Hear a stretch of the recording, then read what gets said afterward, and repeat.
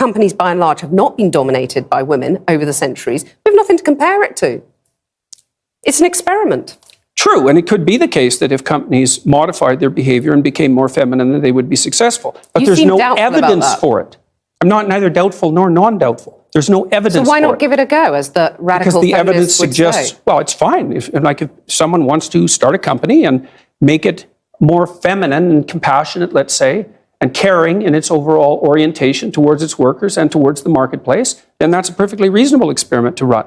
My point is that there is no evidence that those traits predict success in the workplace. And there's because it's never been tried. Well, that's not really the case. Women have been in the workplace for, at least ever since I've been around, the representation of women in the workplace has been about 50%. So we've run the experiment for a fairly reasonable period of time, but not, certainly not for centuries. Let me move on to another debate that's been very controversial for you. And this is, you got in trouble for refusing to call trans men and women by their preferred personal pronouns.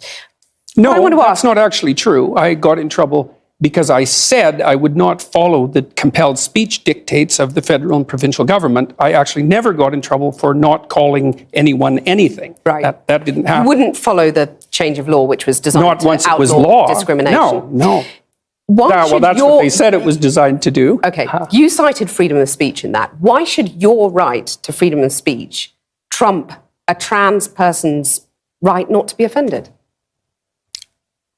Because in order to be able to think, you have to risk being offensive. I mean, look at the conversation we're having right now. You're certainly willing to risk offending me in the pursuit of truth. Why should you have the right to do that? It's been rather uncomfortable.